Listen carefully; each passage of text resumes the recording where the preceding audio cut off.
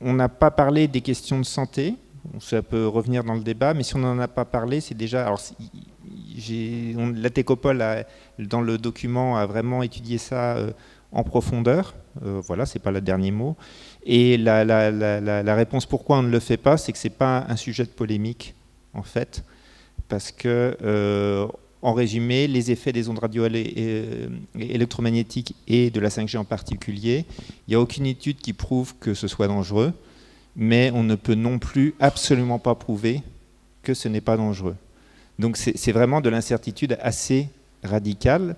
Donc une fois qu'on a dit ça, c'est plus la question de qu'est-ce qu'on fait par rapport à un risque toujours possible. Là, est-ce qu'on prend ce risque ou pas? Et donc si on prend ce risque, c'est pourquoi? Et donc la question, c'est, et là on revient aux questions de dans quel monde on veut vivre.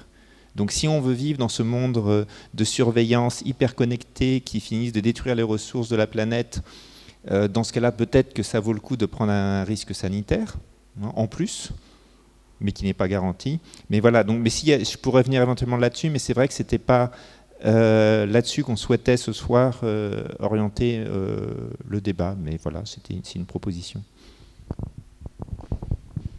Donc je m'appelle Olivier Lefebvre, j'ai travaillé pas mal d'années dans le domaine du véhicule autonome et je pourrais en parler, mais là c'est pas ce dont je voulais parler maintenant. C'était la question, le rapport entre la 5G et les satellites pour l'Internet par satellite. Et bon, il me semble que c'est une confusion que j'entends souvent. Mais c'est deux choses tout à fait distinctes de mon point de vue. Donc je suis pas, je suis pas issu de ce domaine-là, mais je le connais un petit peu. Et la 5G est un réseau terrestre avec ces ondes et qui va permettre une augmentation des débits entre des terminaux mobiles que sont nos smartphones ou des objets connectés. Tout ça a une orbite comprise entre 0 et par rapport à la côte terrestre, entre 0 et 100 mètres d'altitude. L'Internet par satellite, c'est tout autre chose. Et on pourrait voir un lien, un couplage, comme on a des couplages dans la technique, comme tu disais Jean-Michel, à des milliers d'endroits.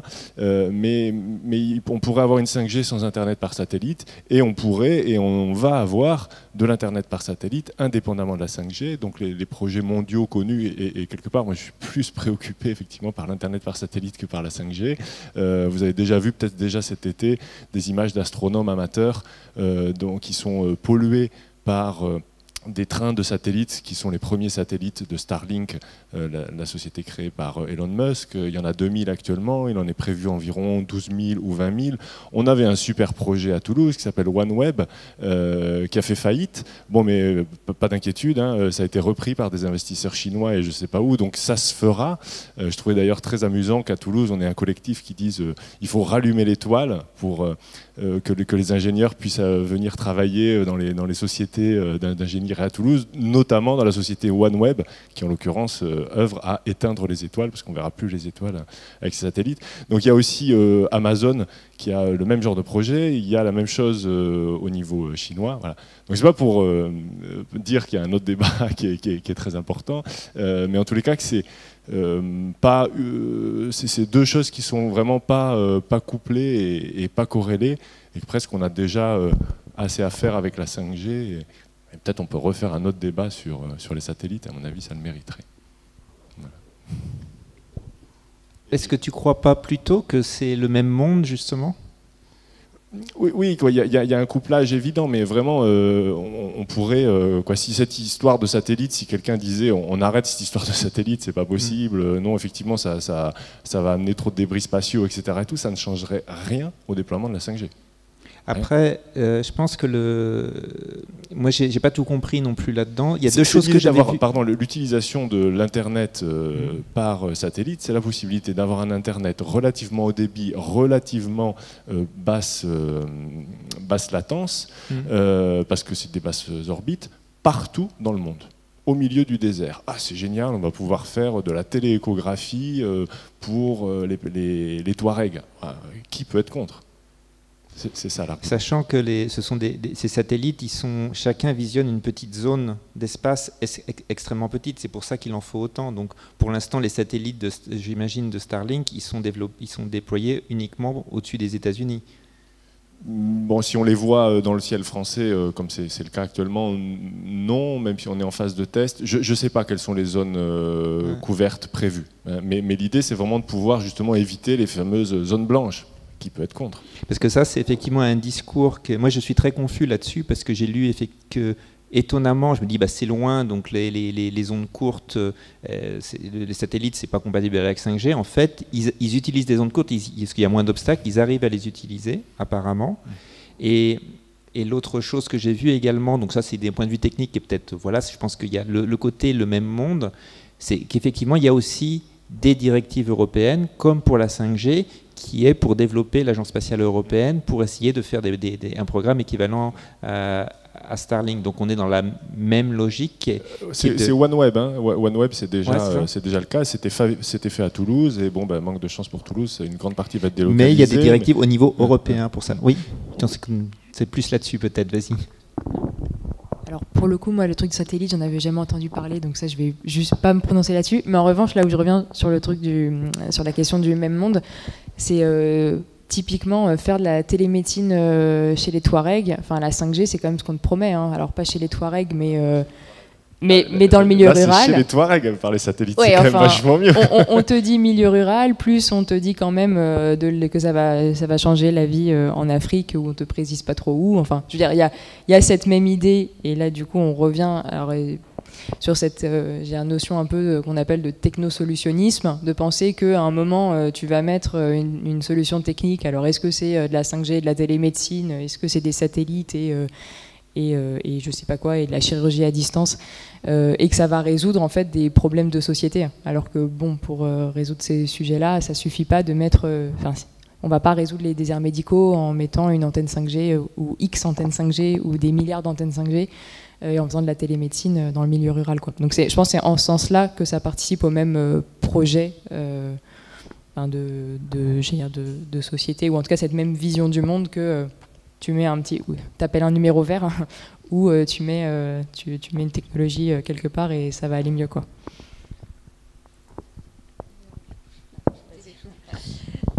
Oui, par rapport aux satellites, justement, en fait, s'ils les rapprochent à 200 km, apparemment, c'est une affaire de banque. C'est en fait la bourse, les trainings, les robots en fait de la bourse, en fait, c'est pour que quand les banques y cliquent pour aller vers le plus intéressant, le taux le plus intéressant, clac, en fait le réseau est plus rapide et ils y accèdent plus rapidement, quoi, voilà. Donc c'est juste une histoire encore d'argent, quoi. Voilà. Donc la première utilisation de la 5G, c'est surveillance généralisée en reconnaissance faciale. Et pour le satellite, c'est le High Frequency Trading, voilà, de pouvoir, c'est génial. Une autre question ? Moi, j'aurais voulu dire que quand une technique est notoirement néfaste, on met toujours en avant des usages socialement utiles. Par exemple, pour les OGM, on a tout de suite mis en avant qu'on allait résoudre à la fin dans le monde et qu'on allait aussi pouvoir produire de l'insuline d'une manière formidable grâce aux OGM. Pour la 5G, c'est la même chose. Donc, on va pouvoir mettre en avant des usages socialement utiles, flatteurs. Donc, les industriels, et quand on a quelques élus qui ne sont pas très regardants, ils vont nous expliquer qu'on va aller opérer les Touaregs au milieu du désert, par exemple. Je demande à voir, parce que je ne crois pas que les Touaregs aient eu beaucoup de bénéfices de nos avancées jusque-là. Ils ont plutôt connu nos systèmes postcoloniaux, il me semble. Si c'est un nouveau colonialisme technique, il me paraît tout à fait néfaste d'avance. Voilà. Donc ça, c'était un petit coup de colère, on va dire. Et sinon, j'aurais voulu dire qu'il me semble que d'un point de vue humain, notre objectif est un objectif d'autonomie. C'est une autonomie, mais tous azimuts, c'est-à-dire énergétique, d'intelligence, et également une autonomie matérielle. Or, la 5G contredit tout ça, c'est-à-dire c'est un contresens de l'intelligence, c'est même une atteinte à l'intelligence, puisqu'on veut nous faire croire que ce sont nos besoins, qu'on a besoin que notre frigo nous parle, que l'on puisse télécommander nos volets par avance, il faut qu'ils soient ouverts ou fermés quand j'arrive de mon travail. On veut me faire croire ce genre de choses. C'est le contraire de l'autonomie s'agissant de l'énergie, parce qu'on sait qu'il va y avoir un effet rebond sur l'énergie, donc une demande accrue, comme ça a été démontré. C'est le contraire de l'autonomie s'agissant du matériel, puisqu'on va dépendre de toutes sortes de pays qui vont être producteurs de ces matériels et qui vont être producteurs également des matières premières nécessaires pour le faire.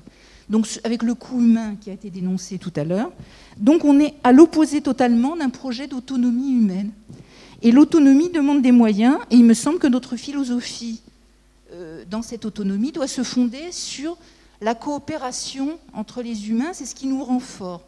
Quand il y a eu des grandes catastrophes de par le monde, il y a les travaux de Naomi Klein les plus récents qui ont montré que, par exemple, les plus fortes, les meilleures réactions aux États-Unis après un certain nombre de cyclones qui ont dévasté le sud des États-Unis ont été parmi des populations, dans des communautés qui savaient travailler ensemble, qui avaient déjà des solidarités antérieurement aux phénomènes catastrophiques.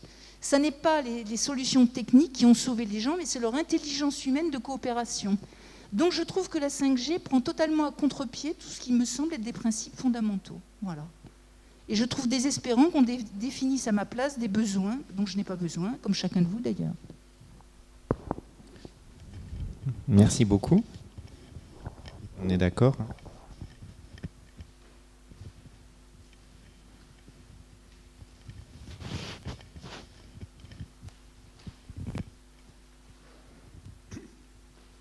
Bonsoir, oui, Jean-Pierre Crémou, les Amis du Monde Diplomatique.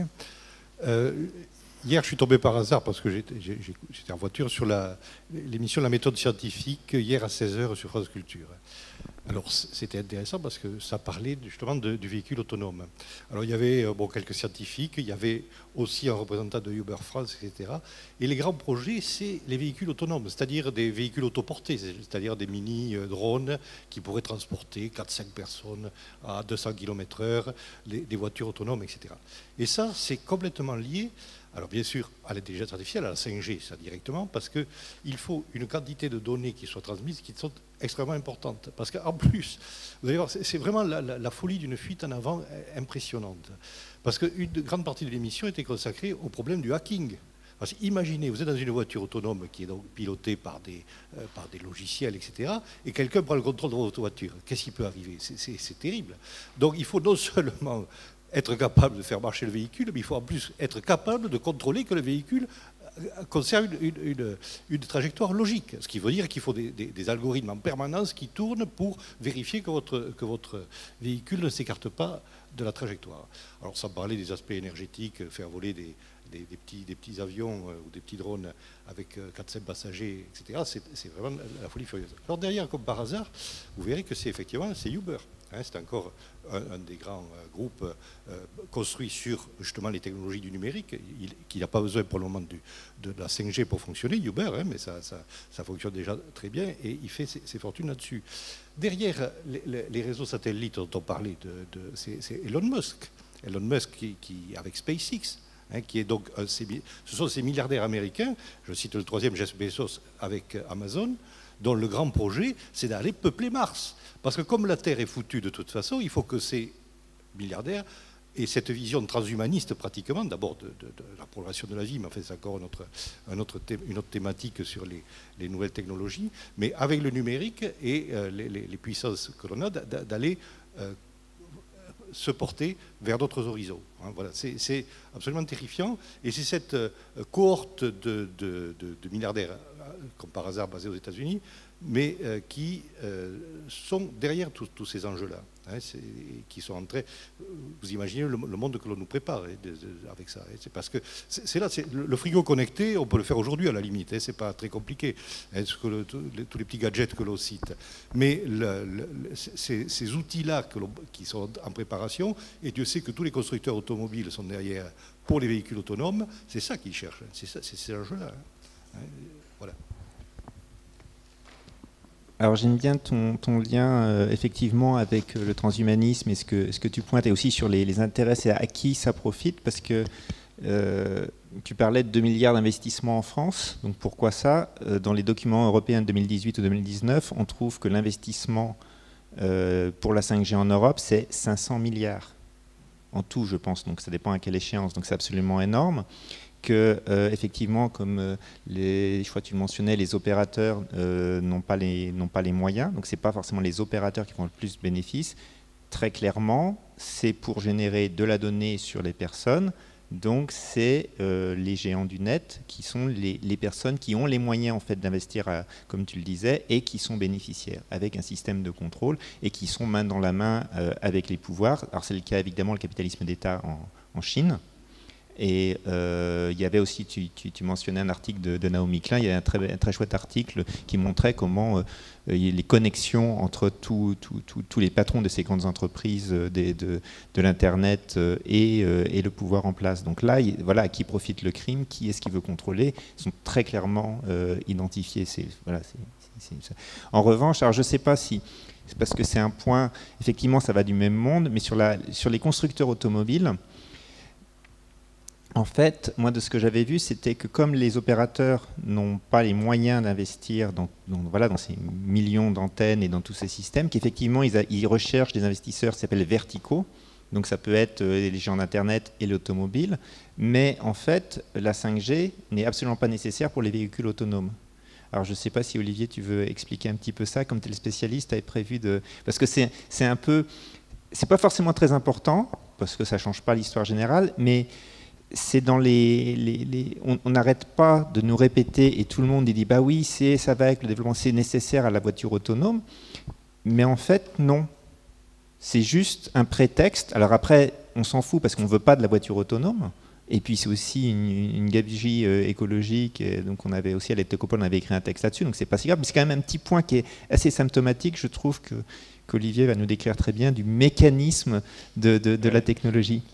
Si tu veux bien, merci. Oui, je veux bien. Je vais essayer de le rendre un peu concret et palpable parce qu'il y a une expérience sensible derrière. Donc j'ai l'air d'être celui qui dit mais non, ça se passe en fait, ça se passe pas comme ça.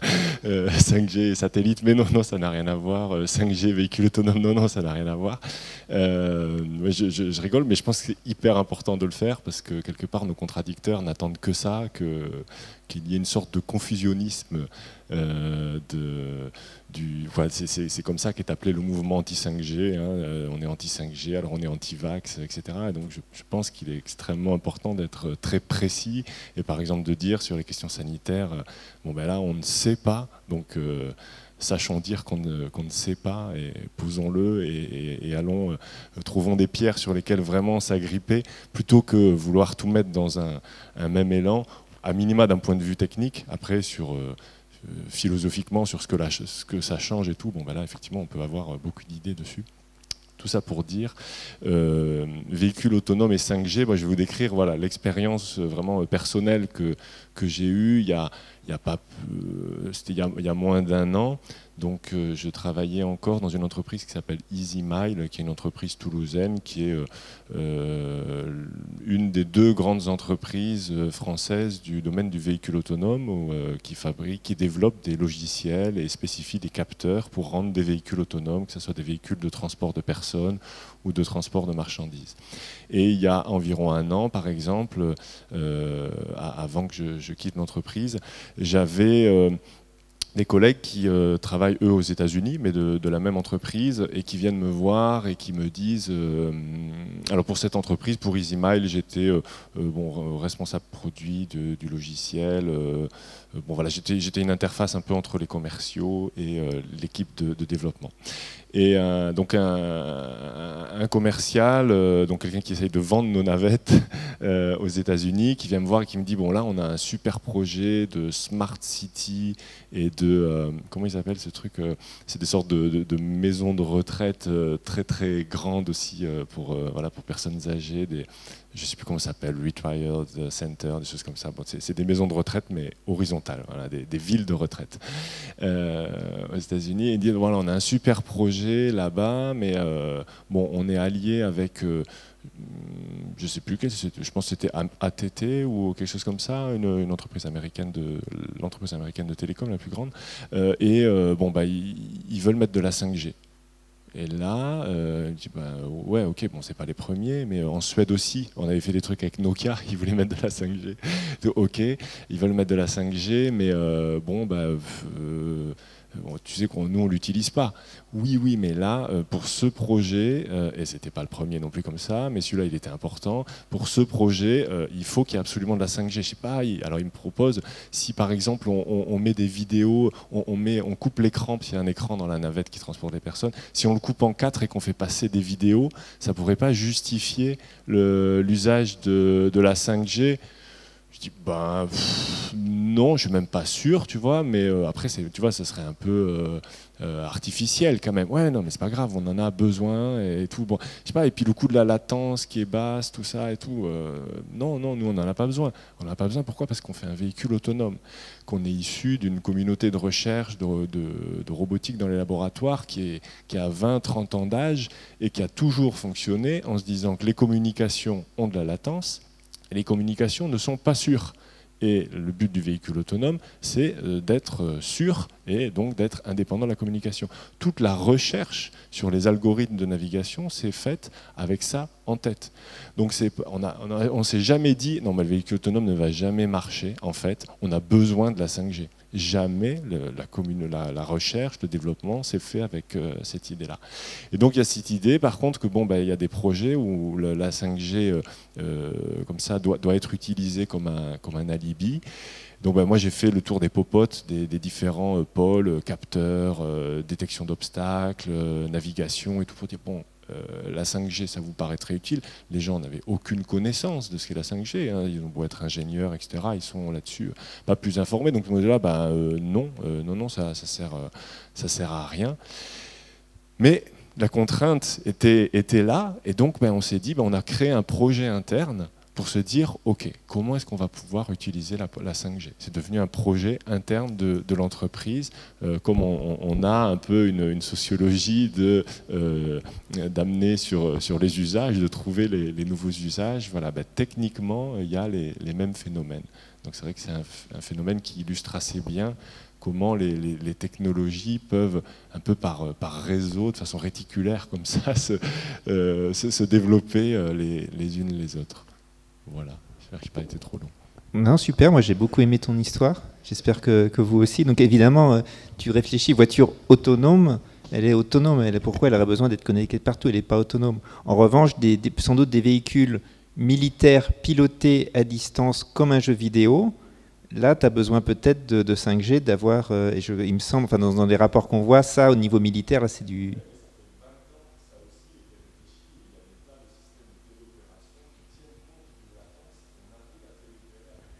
Alors je répète pour l'enregistrement, en fait même ça, parce que c'est vrai que j'ai lu des textes qui disent que le développement de la 5G c'est pour les militaires et en gros les militaires cherchent qu'il y ait un investissement public qui investisse là-dedans, parce que ça leur permet d'intercepter des missiles, de piloter à distance, de plus avoir de pertes de soldats. Donc de ce que tu nous dis, c'est qu'en fait la téléopération, depuis 20 ans, je répète ce que tu dis, elle existe. On t'entend pas quand tu n'as pas le micro, mais donc je répète, c'est pas grave. Mais que même ça, les militaires ont leur réseau privé, donc la 5G publique et les militaires, ça n'a rien à voir. Les militaires, heureusement, ne sont pas dépendants de la 5G. Heureusement, vous voyez ce que je veux dire, ils ne sont pas dépendants de la 5G. Dans les bandes de fréquences que vous avez vues rapidement sur le diaporama, il y a plein de certaines fréquences qui sont réservées aux militaires. Oui, juste pour compléter ce que je disais tout à l'heure, dans l'émission d'hier que je vous invite à réécouter, 16h sur France Culture, elle était il parlait de flotte de véhicules autonomes avec Uber, c'est-à-dire des véhicules à la fois volants, roulants, etc. Alors ça, il faut le gérer dans tous les sens, etc. Et c'est là où l'intelligence artificielle et les débits de données à traiter en temps réel deviennent importants. Donc c'est vraiment des projections sur ce monde complètement... on est dans la science-fiction là, mais attention, elle nous guette. Jacqueline Taleb-Bonnet, donc de beaucoup de collectifs, Alternativa, Archipel Citoyen, voilà. Donc ça ira avec ça. Pour moi, par rapport à la 5G, je pense surtout au fait qu'on est rentré dans un monde informatique depuis quelques-uns, enfin moi je l'ai connu puisque je suis une ancienne, donc j'ai connu le changement fondamental qu'on a eu quand l'informatique est arrivée, et avec la dématérialisation qui est maintenant réglementaire, obligée, contraint, voilà. Et je considère qu'aussi la dématérialisation, c'est une manière de gérer des données qui, à la fois, peuvent être fausses. On est dans un système actuellement, enfin moi je sais que je tiens une entreprise, je vous assure, je passe beaucoup de temps à vérifier les informations qui sont sur Internet, parce qu'il y en a beaucoup qui sont fausses, et je me retrouve face à des clients qui me disent des choses, je me dis mais ne vous fiez pas à ça, c'est pas bon ce qui est dit sur Internet, quoi. Et alors alors tout le monde pense que tout ce qui est sur Internet c'est bien, mais même des informations personnelles, hein. Par exemple, comme moi par exemple je suis certifiée, un moment je suis passée pendant 3 mois, eh bien, je n'étais plus certifiée dans certains domaines. Donc il y avait des gens qui ne m'appelaient plus parce que non, vous n'êtes plus certifiée. En réalité, je l'étais, quoi. Donc il faut bien se rendre compte qu'aujourd'hui, à cause de ce système qui, soi-disant, améliore les choses, en réalité, ça nous complique énormément, quoi. Moi, je passe un temps infini à faire de la procédure. Je suis calme parce que je me suis dit, oui, tiens, le jour où ça fonctionnera du premier coup, je serai contente, quoi. Mais on part, enfin, si chacun vous regardez le temps que vous passez à passer des choses sur Internet qui ne sont pas forcément bonnes, bon, c'est vraiment un gros problème. Bon, ça, c'est par rapport à cette dématérialisation. Je voulais dire aussi qu'il me semblait aussi que ce système nous mène vers l'esclavagisme, parce qu'on est on n'a plus la possibilité de choisir ce qu'on veut, on est obligé de suivre des procédures qui nous sont instituées par des logiciels. En plus de ça, un moment j'étais en section spéciale d'informatique à l'INSET, donc j'ai su rester un certain temps à l'informatique, et à un moment je me suis dit bon, j'arrête parce qu'on devient fou dans ce monde-là, parce qu'en réalité tu maîtrises rien, mais par contre c'est toujours de ta faute, donc, alors qu'en réalité il y a tellement de logiciels qui sont mis en place, qui sont interconnectés les uns dans les autres, et en fin de compte notre système il est extrêmement fragile, quoi. Et ça, quand on en prend conscience, on se dit mais et quand tout est basé sur ça, maintenant le problème c'est que tout est basé sur ça, donc c'est quand même très grave. Ensuite, une chose aussi dont on n'a pas parlé, effectivement, tu l'as dit Jean-Michel, on ne parle pas de santé, mais il me semble quand même qu'il est important de parler, parce qu'il y en a qui parlent des zones blanches, mais il y en a qui ne peuvent pas vivre dans les zones où on est avec tous ces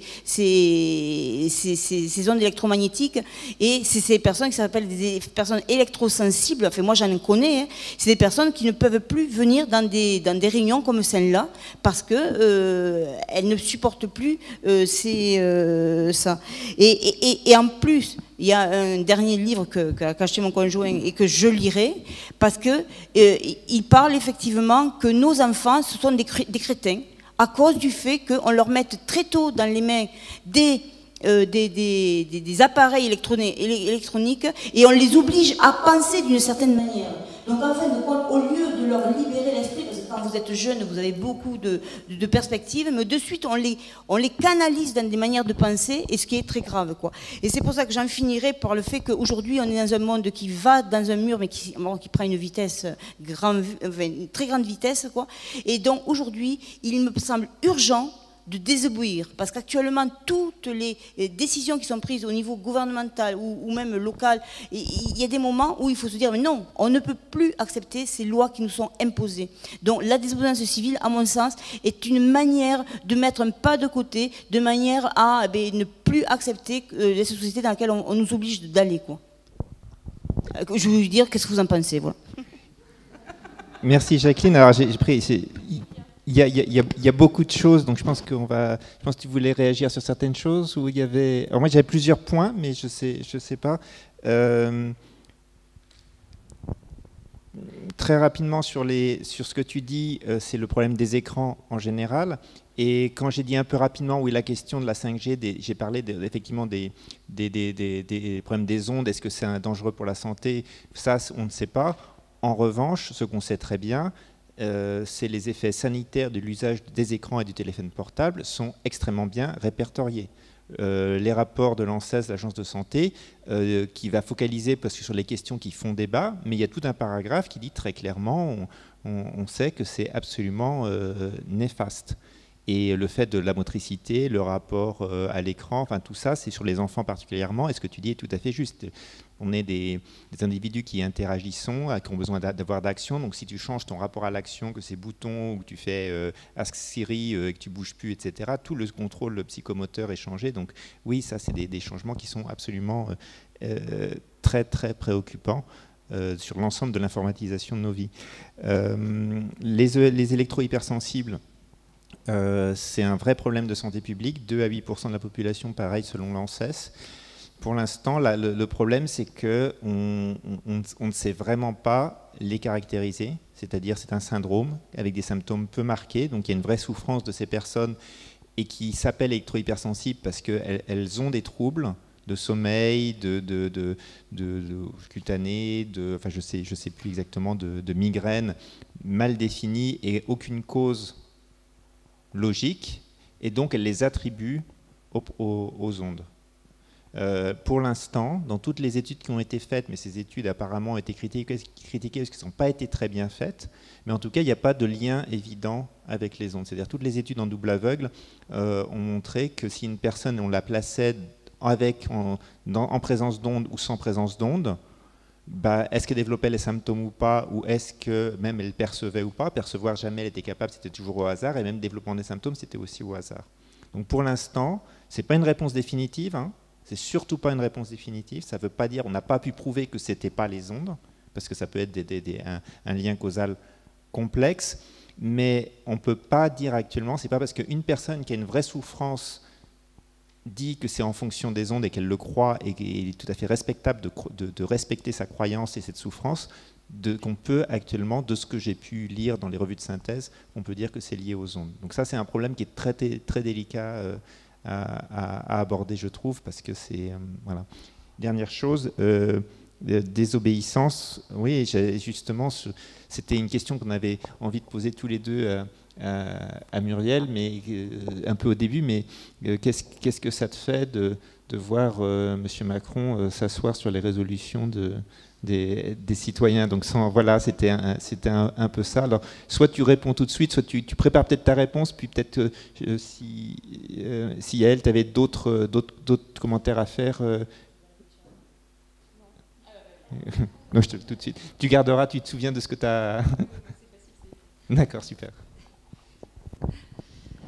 Bon, alors, les 9 mois de stress m'ont coûté une capsulite rétractile, c'est-à-dire que je ne peux plus lever le bras. Voilà. Donc, c'est un peu de ma faute, parce que je me suis un peu trop investie, j'avoue. Voilà, donc après, quelque part, dans la Convention, il y a eu un véritable combat, en fait. Enfin, plusieurs combats, on va dire. C'est assez... en fait, cette Convention, ça m'a beaucoup apporté, parce que ça m'a beaucoup appris au niveau de la démocratie, en fait. C'est-à-dire que on a senti que des fois, on essayait de nous diriger, mais... il y a les citoyens en fait ont réagi. Alors on est tous différents. En fait, le tirage au sort a été totalement mais parfait en fait. On a vraiment tout style de personnes. C'est juste merveilleux. C'est vraiment complet. Hein. On y est tous. Hein. Il y a toute la France dans les 150, c'est sûr. Donc il y avait cette espèce de justement de combat, d'être obligé d'imposer en fait ce qu'on voulait mettre. Il a fallu qu'on se batte en fait. Et puis, quelque part, donc à chaque fois, ça nous a coûté de l'énergie, à chaque fois, parce qu'il fallait batailler.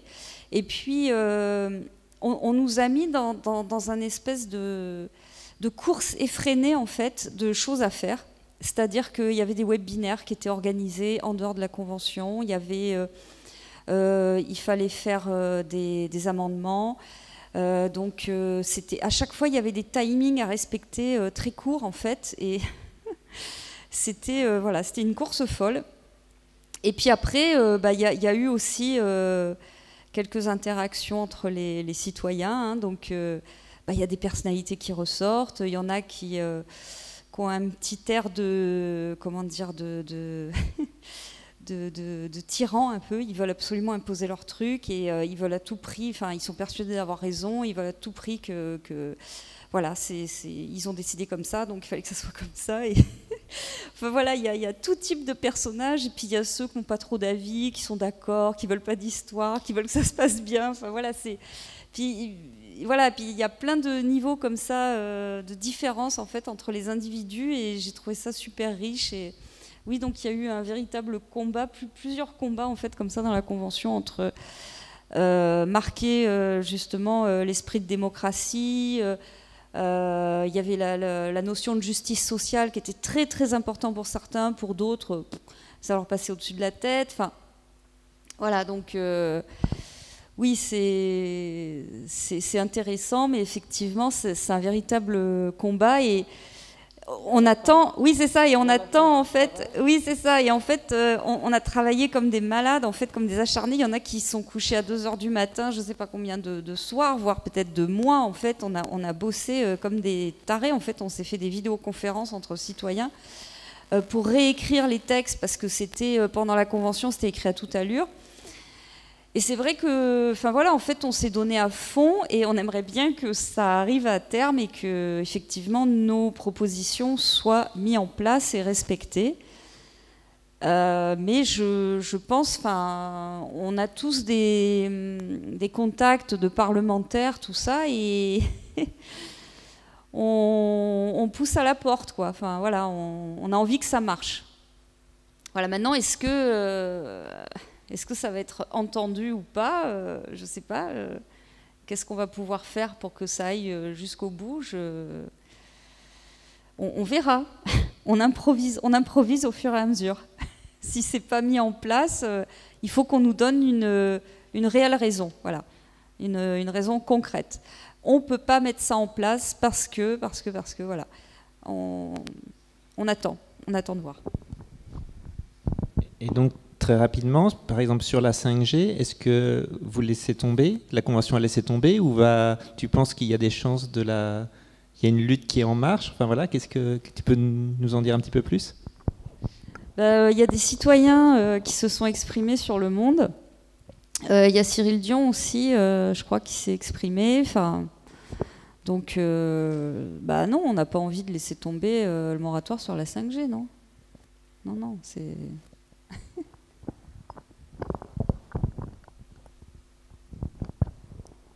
Du coup, je vais peut-être répondre à d'autres choses qui ont été dites aussi. Je voulais juste rebondir, je crois que c'était monsieur là-bas qui parlait du hacking, et c'est vrai qu'il y a plein d'autres sujets dont je n'ai pas parlé. Par exemple, il y a un problème de résilience sur tous ces outils, ou pour le dire très simplement, en fait, c'est que votre machine à laver, si c'est une machine à laver connectée, elle a 2 fois plus de chances de tomber en panne. Enfin, voilà, donc là, j'ai pris l'exemple de la machine à laver, mais en fait, ça marche pour tous les équipements. Et il y avait aussi ces questions là d'espionnage, et ça, c'est vrai que c'est des choses qu'on entend beaucoup, notamment des Américains qui disent que voilà, à cause de Huawei, équipementier chinois potentiellement. Bref, tout ça pour dire qu'il y avait d'autres enjeux, et aussi tous ces sujets de captation d'attention là qu'on a commencé un peu à aborder. Sinon, oui, je voulais aussi juste rebondir sur ce côté monde SF de la Smart City. En fait, je ne sais pas si c'est SF ou pas. Enfin, je ne sais pas si vous avez entendu parler du projet de la ville Google à Toronto. Donc, il est exemplaire à deux niveaux, déjà pour le projet, parce que donc, pour ceux qui ne l'ont pas forcément suivi, donc c'était en gros la réhabilitation d'une partie des quais de Toronto.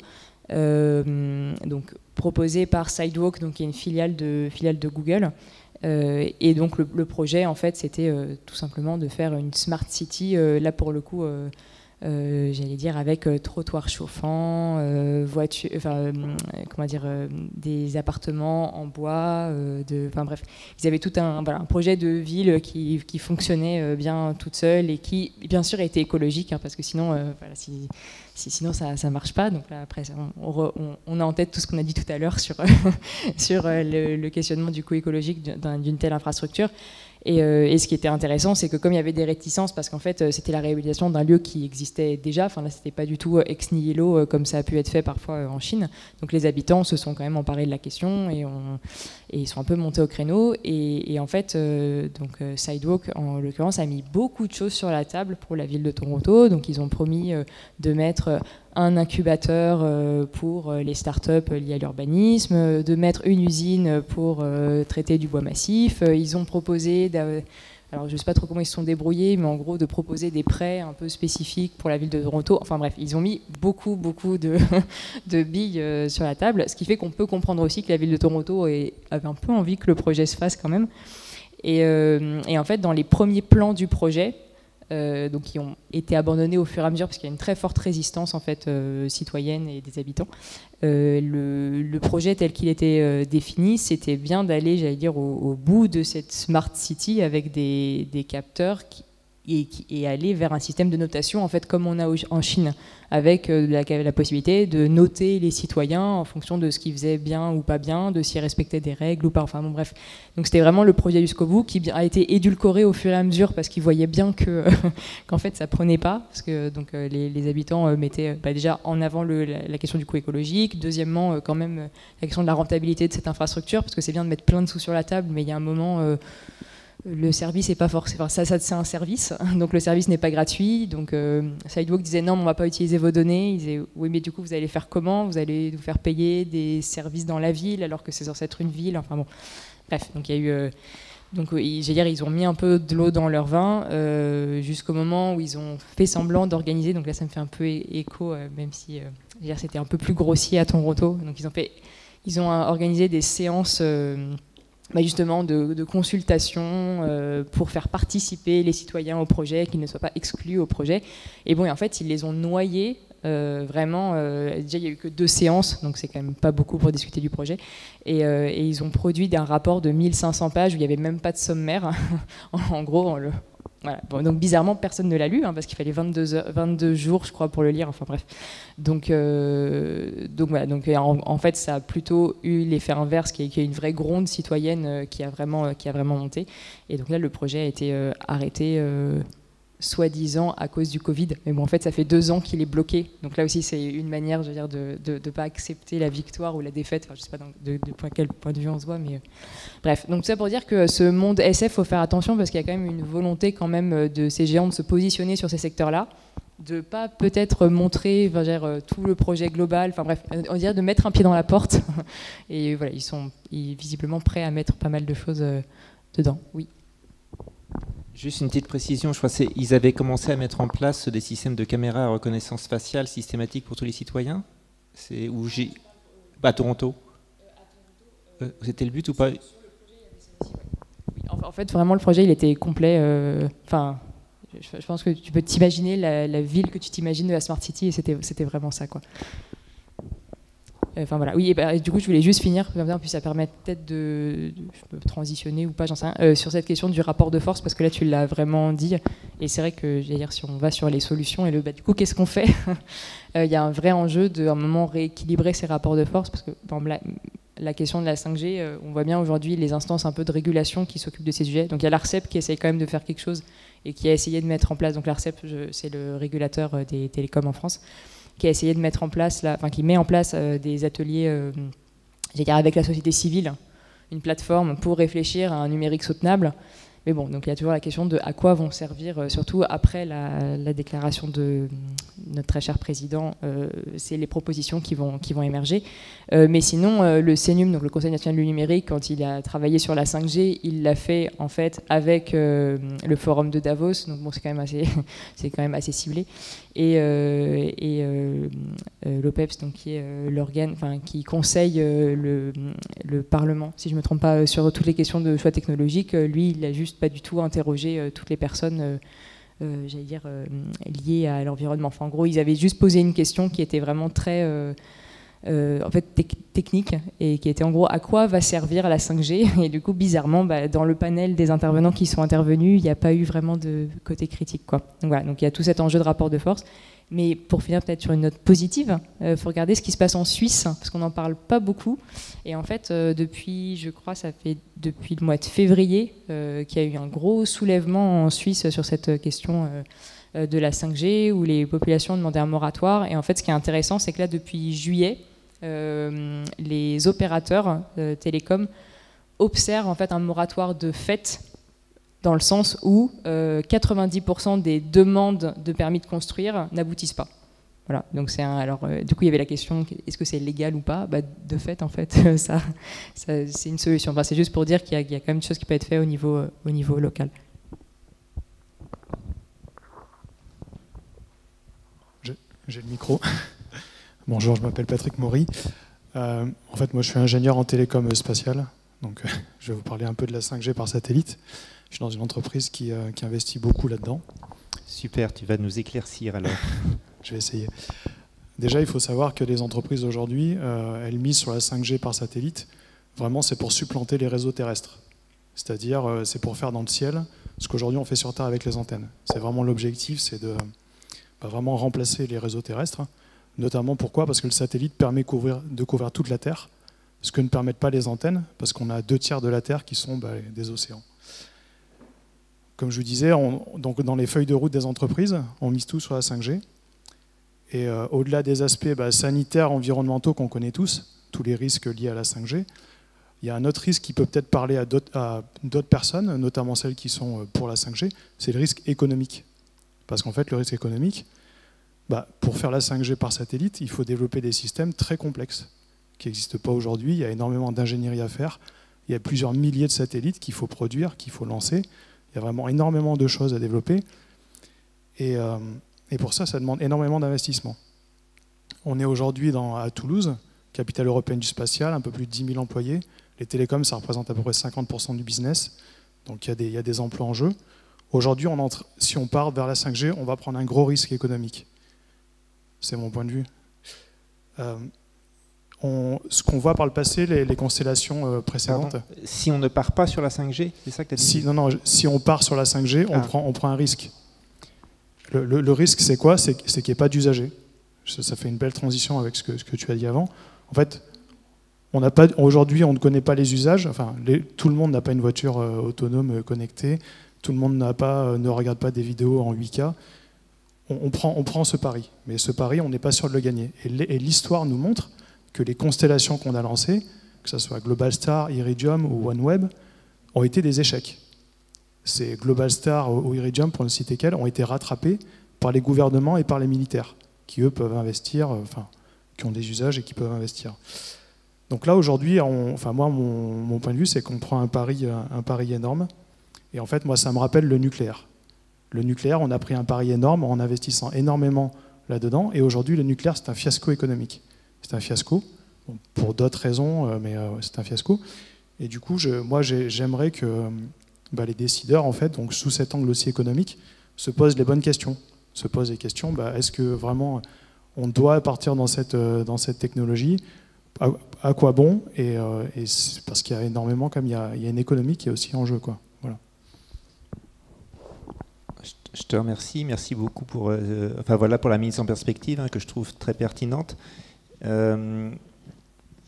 Moi, je trouve que justement la question économique, on n'en a pas parlé. Je trouve très intéressant ton point de vue de mettre le risque économique, puisque moi, de ce que j'ai vu, je peux me tromper, parce que je me demandais, mais pourquoi les gouvernements vont investir autant d'argent public pour des intérêts privés alors qu'il n'y a pas de demande? Donc il y a quand même, c'est Sébastien Sorano, le président de l'ARCEP, au Sénat, en juillet, alors que l'ARCEP disait, il y a des schémas là où disant voilà, la 5G va servir à ça, et ça c'est génial, il y a plein d'usages, a reconnu, en fait, non, je ne sais pas vraiment à quoi ça va servir la 5G, mais c'est pas grave, une fois qu'on l'aura, on trouvera bien des usages, qui est le principe de la logique des technologies, ce qui peut être le cas, mais comme tu le pointes, je trouve ça très intéressant de pointer qu'il y a aussi un gros risque. Et donc en me posant la question de savoir pourquoi les gouvernements mettent autant d'argent, si l'Europe met 500 milliards, pourquoi? Mais c'est toujours cette question de la croissance économique, de l'emploi et la promesse que, là en ce moment on est en crise sur crise, comment le capitalisme va se réinventer, il faut toujours trouver envahir des nouveaux communs, retrouver des nouveaux débouchés. Et donc là il y a la promesse, mais en fait farfelu, parce que c'est de l'automatisation, ou alors c'est des bullshit jobs, c'est de ce que tu as très bien décrit, de type de boulot, c'est pas du tout, mais il reste dans cette idée que forcément des nouvelles technologies, ça va faire rebondir le capitalisme, et on va avoir le modèle de croissance économique, et on va sauver l'emploi, et ils n'ont pas d'autres modèles de pensée simplissimes économiques. Donc c'est ton contrepoint, je trouve particulièrement intéressant.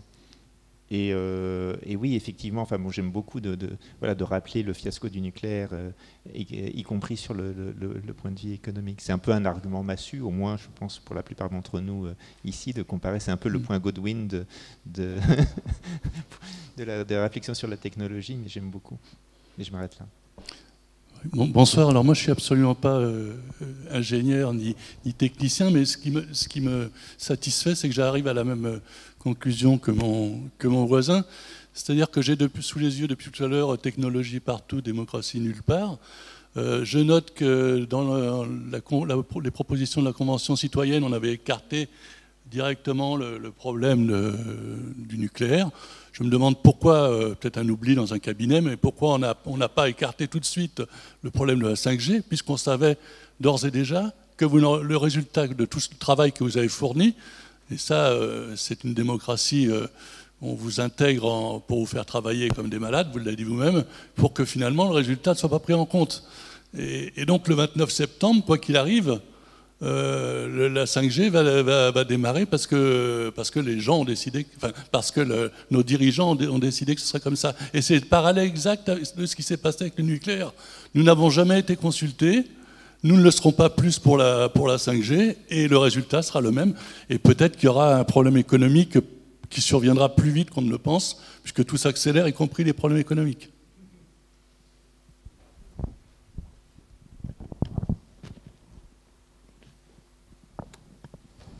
En attendant, juste pour préciser, Muriel, effectivement, avait la 5G, ils n'étaient pas censés en débattre.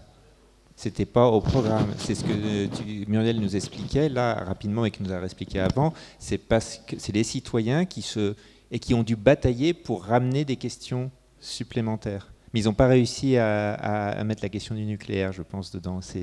Et puis Jean Covici est venu et leur a dit non, c'est pas la peine, tout va bien.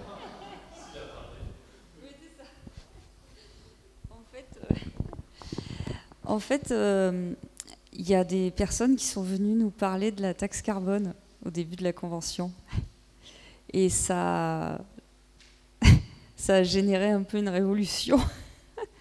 Donc, en fait, il y a des gens qui se sont énervés, enfin des citoyens qui se sont énervés. Et en fait, on s'est tous dit, bon, pas de taxe, hein, pas de taxe dans la Convention, pas de taxe.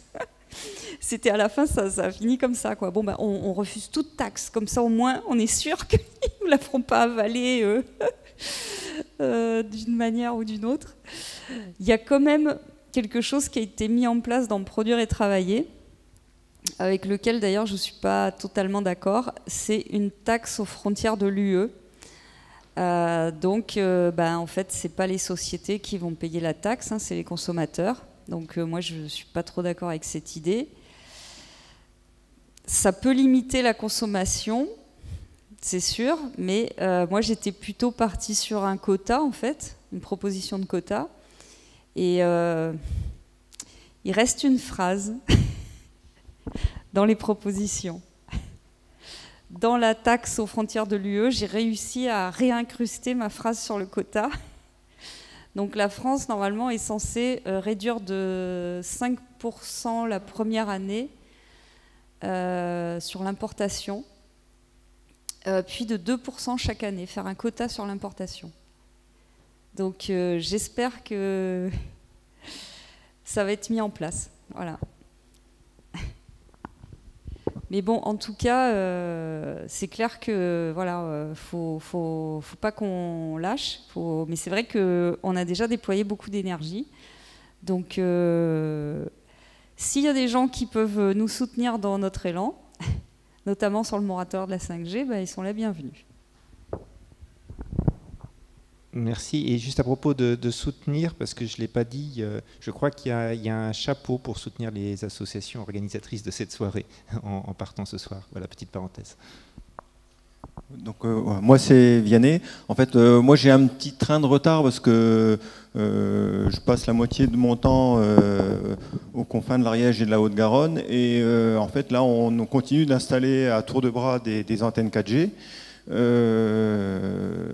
Dont sur une commune, une antenne qui va faire quand même 48 mètres de haut, alors ça représente une quinzaine d'étages quand même, c'est pas mal quand même. Il y a eu... alors je voudrais revenir aussi par rapport à ça sur le déni démocratique, parce que le déni démocratique, il est quand même relativement institutionnalisé, dans le sens où depuis un certain temps, enfin depuis pas très longtemps en fait, alors je ne sais pas quelle loi c'est, mais en fait il n'y a plus de demande de permis de construire pour les antennes. Voilà, donc déjà on supprime une étape. La seule chose qu'a fait le maire, c'était d'autoriser les camions qui étaient un peu plus lourds que prévu à emprunter un chemin communal, c'est tout. Et donc lui, le maire, il y est pour rien, le pauvre. Enfin bon, après c'est un maire d'une toute petite commune, hein, on va pas, voilà. Voilà, donc c'était pour dire que, oui, il n'y aura pas certainement de nouvelles antennes sur Toulouse pour installer, parce qu'elles vont être installées sur des immeubles ou des équipements déjà existants. Mais par contre, qu'est-ce qui va se passer dès qu'on va sortir un petit peu de la densité urbaine? C'est-à-dire que s'il faut mettre une antenne tous les 300 mètres, ça va faire... Ça va faire beaucoup d'antennes quand même. Voilà. C'était tout. Effectivement, juste pour enchérir, tu veux répondre?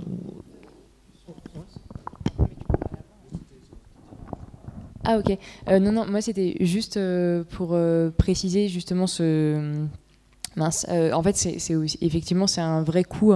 Et aujourd'hui, en fait, la 5G, c'est rentable pour les opérateurs, mais que sur les régions denses. Et juste pour avoir un chiffre, alors du coup, on n'a pas les chiffres en France, mais au Royaume-Uni, donc ça sera a priori à peu près similaire.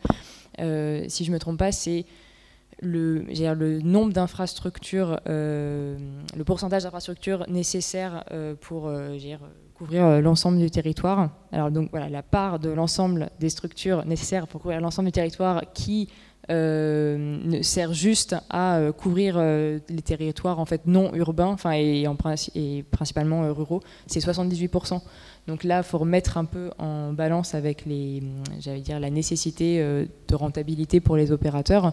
Il n'y aura pas d'abonnement en fait à ces endroits-là pour rentabiliser le nombre d'antennes nécessaires qui devront être déployées sur ces zones-là, quoi. Voilà. Je ne sais pas si c'était très clair. Oui, ça allait dans le même sens. Et même, c'était juste pour dire que de toute façon, c'est au moins jusqu'à 2025, il n'est absolument pas prévu d'équiper autre chose que les grandes villes et les principaux axes ferroviaires ou routiers pour pouvoir continuer à avoir de la 5G dans son TGV, quoi. Et l'autre chose sur les autorisations, effectivement, alors je ne sais pas où ça en est de la loi, mais il était question que les antennes 5G, comme il en faut partout, d'avoir une législation qui, normalement, il faut des autorisations, il faut vérifier chacune, faire des mesures, que ça n'augmente pas les normes en vigueur. C'est voltmètre, hein, j'ai retrouvé, c'est de 61 voltmètres, enfin voilà, ils ont changé les mesures, il y avait plein de trucs. Et donc, effectivement, il y a de la réglementation pour qu'il y ait une procédure accélérée et qui permettent d'avoir une autorisation globale et de pouvoir les mettre sans que... Et là, le maire ne pourra plus intervenir et les interdire. Ça, avec aussi le fait de les mettre, comme elles sont plus petites, de les mettre dans les abribus, déjà où il y a dedans, enfin de les cacher en gros. Enfin, il y a des projets assez rigolos de les déguiser dans des arbres pour pas qu'on les voit, pour l'acceptation sociale, qui est vraiment le truc. C'est très très pensé, effectivement, parce que s'il y avait des enquêtes publiques ou des enquêtes minimum sur chaque antenne 5G qu'il fallait mettre, sur des centaines de milliers ou des millions, c'est juste pas possible.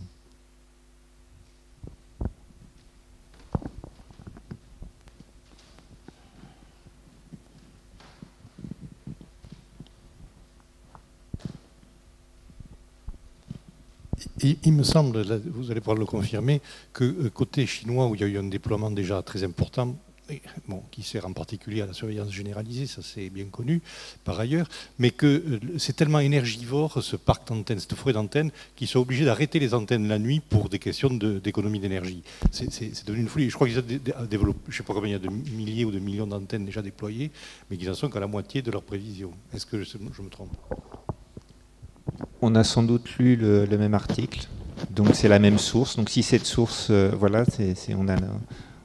donc si cette source est bonne, c'est le cas.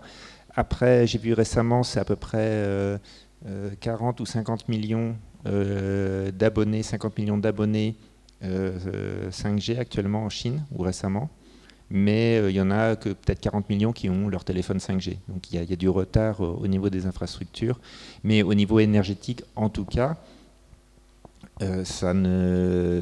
c'est tout à fait logique. Je ne sais pas si c'est le cas ou pas, mais parce qu'effectivement, bien qu'on ait expliqué que par certains principes, normalement, ça devrait pouvoir réduire la quantité d'énergie, parce que c'est orienté, parce que, etc. En fait, déjà, pour aller plus loin, il faut mettre plus de puissance. Et il y a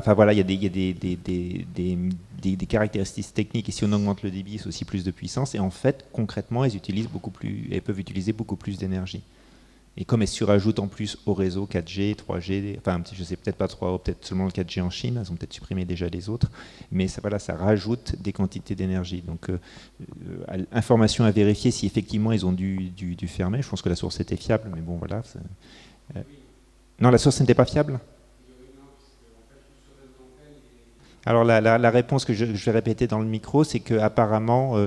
voilà, mais ce sera ouverture, on ne va pas rentrer dans un débat technique, mais c'est important que tu pointes qu'une autre source d'information, qui ne peuvent pas les arrêter complètement, parce qu'elles ont besoin d'être systématiquement alimentées pour être en synchro. Après c'est possible qu'ils ont juste, peut-être, pour trouver, enfin les informations sont peut-être concordantes, réduit, pas tout arrêté, mais réduit et réduit l'utilisation. Donc elles avaient un signal minimum, mais peut-être qu'elles fonctionnaient, peut-être que les deux informations sont correctes.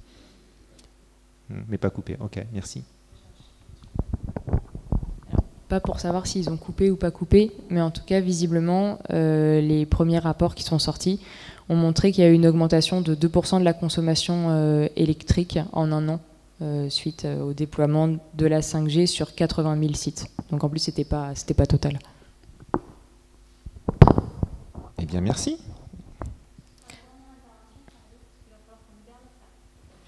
Donc, Adeline Grand-Clément, membre de la Técopole. Je pense qu'on a bien compris ce soir qu'en fait la question de la 5G elle est symptomatique d'une situation dans laquelle on est, qui est beaucoup plus large que simplement cette question technique du déploiement de la 5G. Et je trouvais bien qu'il soit clairement montré qu'on n'en a pas besoin en fait. On n'en a pas besoin et qu'on voit à qui ça peut profiter, mais à très peu de personnes. Et c'est assez sidérant de voir à quel point ça se fait, et ça se fait sans information. La plupart des gens ne sont pas vraiment au courant, ils se disent 2G, 3G, 4G, 5G, bon ben on va y aller quoi. Et donc je ne savais pas, je l'ai appris que tout ça part aussi au départ de l'ONU, de cet organisme, c'est assez vertigineux de penser ça, avec... d'après ce que j'ai entendu, finalement, l'Europe qui a été obligée, ou en tout cas qui oblige ces pays, puisque pour l'instant il y en a 14, mais les autres doivent s'y mettre. Donc l'idée qu'on n'a pas le choix. Et donc par rapport à cette question du choix, je crois qu'à Grenoble, ils ont essayé, pour l'instant il y a un moratoire, ils essayent de ne pas délivrer les permis pour les antennes, mais bon, ils n'auront probablement pas gain de cause. En tout cas, ça retarde les choses pour l'instant. Et on en vient à que faire, puisqu'il y a donc des pays en Europe qui l'ont déjà, enfin le déploiement commercial, d'autres qui vont être obligés comme nous. Est-ce qu'il y a des actions qui se coordonnent au niveau européen, voire au niveau mondial évidemment, et quelle est la marge de manœuvre, puisque c'est la dernière question en plus, essayons un peu d'espoir peut-être, je ne sais pas. Merci Adeline, quel beau mot de la fin. Enfin, on va faire une petite conclusion. Il y a une question, mais on n'a plus beaucoup de temps. Sur l'action, c'est effectivement très important. Juste pour dire aussi, parce qu'on va bientôt finir là, on va refaire une autre conférence débat à l'Union, normalement, je crois que c'est le 19 novembre. Le 20 novembre. Le 20 novembre, normalement, on aura la grande halle de l'Union, donc une grande salle où on pourrait être davantage pour refaire une conférence débat sur la 5G. Donc c'est une information importante. Et juste, je vais laisser, avant de te laisser la parole, il y a Yael qui voulait réagir aux remarques d'Adeline. Oui, non, alors ici il y a quand même quelque chose qui se passe au niveau mondial. Enfin, il y a un collectif qui organise la journée internationale, journée mondiale, journée nationale contre la 5G, Sauf que là, il revient un peu sur ce qu'on disait au tout début, c'est qu'en fait, quand on regarde, on ne sait pas trop si c'est pour tout à fait les bonnes raisons, j'allais dire. Et du coup, ils sont très sur des questions sanitaires. Voilà. Donc c'est un peu dommage parce qu'il y a quand même quelque chose qui se coordonne. D'ailleurs, je crois que c'était il y a pas... ou c'est dans pas très longtemps. Enfin, je sais plus, c'est genre le 20 septembre ou un truc comme ça, ou alors c'est vient de passer. Enfin bref, c'est un peu... Voilà, donc c'est dommage parce que ça aurait pu donner de la visibilité, parce qu'en plus j'ai l'impression qu'ils sont relativement peu nombreux. Mais après j'ai vu qu'il y avait quand même des initiatives locales qui se passaient. Genre, il y a eu une manif à Lyon qui a eu lieu là, la semaine dernière sur le sujet. Enfin, je pense qu'il y a des... Après c'est toujours pareil, hein, c'est des choses à faire monter. Il y a un moment où on ne peut pas ne pas les voir. Enfin, et voilà. Et encore une fois, nos voisins suisses, on n'en parle jamais, mais ils font quand même des trucs. Alors même si c'est pas totalement faisable, pareil en France. Non, sinon pour les autres pays, je sais qu'en Belgique, il y a une demande de moratoire aussi. Ça se fait par ville. Et enfin voilà. Je te laisse la parole, mais il me semble que autant en Suisse, en Belgique et dans ces mouvements internationaux, effectivement, nous, ce qui nous pose problème, c'est que si ça marche, et c'est que ça joue quand même beaucoup sur les peurs. Sur des peurs qui sont en partie justifiées parce qu'on ne sait pas, mais qui sont quand même un peu en partie irrationnelles. Et ça paraît difficile, en tout cas pour nous, en tout cas pour les associations et pour la Técopole qui organise ça, de se dire si on n'est pas convaincu que ces peurs soient vraiment légitimes. Les pesticides, le nucléaire, il y a tellement de choses dans la modernité qui sont vraiment avérées comme des risques qu'on n'est pas obligé d'en rajouter sur autre chose, et ça nous pose problème. Mais c'est un vrai problème pour l'action, parce que ces gens qui agissent, qui ont une peur, et on a raison d'avoir peur de ce qu'on ne connaît pas, sont aussi engagés sur la question écologique, sur le modèle de société, et donc sur tous les autres points, on se réunit. Donc ce sont évidemment des alliés. Donc le but un peu de cette soirée, c'est de voir est-ce qu'on ne pourrait pas recentrer avec ces alliés les questions qui nous semblent consensuelles dans les gens qui réfléchissent un peu.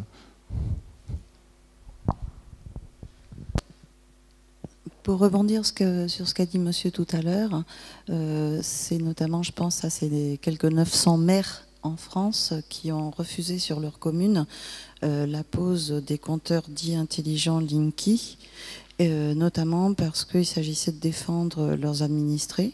Les arrêtés des maires ont été cassés donc, par des niveaux au-dessus, préfecture, etc. Et on est un certain nombre en France à refuser ces compteurs Linky en argumentant que les compteurs électriques qui sont posés, dits anciens, fonctionnent très bien. Et aussi, il y a plein de raisons, peut-être des raisons irrationnelles, mais il y a aussi des raisons très concrètes, et notamment sur le fait qu'il y a le big data, mais aussi parce que ce serait ces compteurs Linky la porte ouverte, notamment à la 5G chez nous. Alors, moi, et notamment, voilà, donc on est un certain nombre à dire que c'est notre manière de résister, et il s'agit de résister. La manière où les poseurs reviennent, là ça fait donc tous les ans et demi, ils reviennent là pour l'instant, et c'est une lutte, et c'est une résistance. Je veux savoir ce que vous en pensez, si c'était à vos yeux intéressant ou pas, efficace ou pas. Très rapidement, pour moi, c'est effectivement emblématique aussi peut-être de la confusion des causes que tu as évoquée, mais en tout cas des très bonnes raisons. Et effectivement, ça va dans ce système de connexion, de connectivité, d'information. Donc, de résister dès le premier pas important qui va dans cette direction, c'est effectivement très important. Pour moi, ça m'évoque aussi, qui va dans le même sens, le collectif Faut pas pucer, qui refusent de pucer leurs bêtes. On va dire, oh, c'est pas si grave, et puis c'est bien pour la traçabilité. Mais en fait, voilà, c'est vraiment... Il y a une portée symbolique et de premier pas du vendeur qui passe la porte dedans qui est extrêmement important. Donc oui, et effectivement, de se dire, le mouvement anti-Linky a eu beaucoup de succès, étonnamment, médiatique, enfin, plus que ce qu'on aurait pu s'attendre pour un truc qui aurait pu être très anodin. Donc ça, c'est plutôt un signe qu'il y a encore de la vie dans notre société.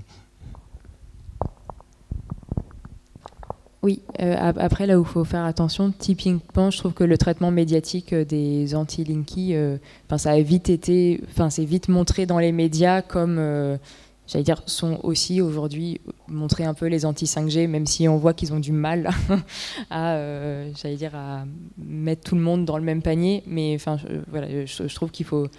C'est le truc qui est un peu délicat, donc oui, je dirais que l'action personnelle est importante aussi, parce que déjà ça montre qu'il y a une résistance et que c'est pas si évident, et du coup ça permet de rendre visible déjà à sa petite échelle, enfin, et donc ça c'est important.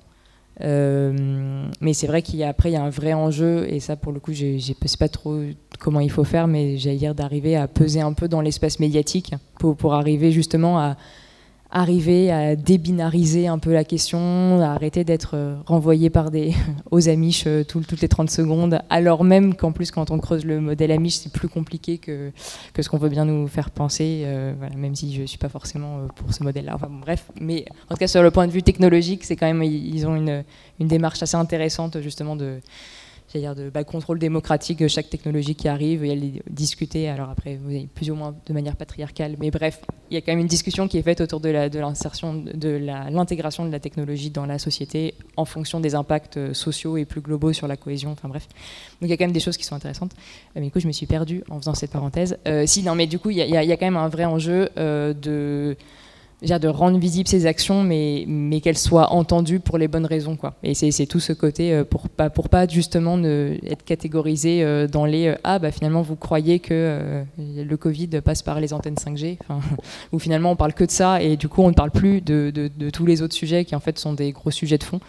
Et voilà, donc je pense qu'il y a un truc un peu tactique à trouver, mais ça ne contredit pas le fait de faire déjà quelque chose à son échelle et à sensibiliser, que ce soit les gens qui viennent chez vous, et enfin bref, voilà.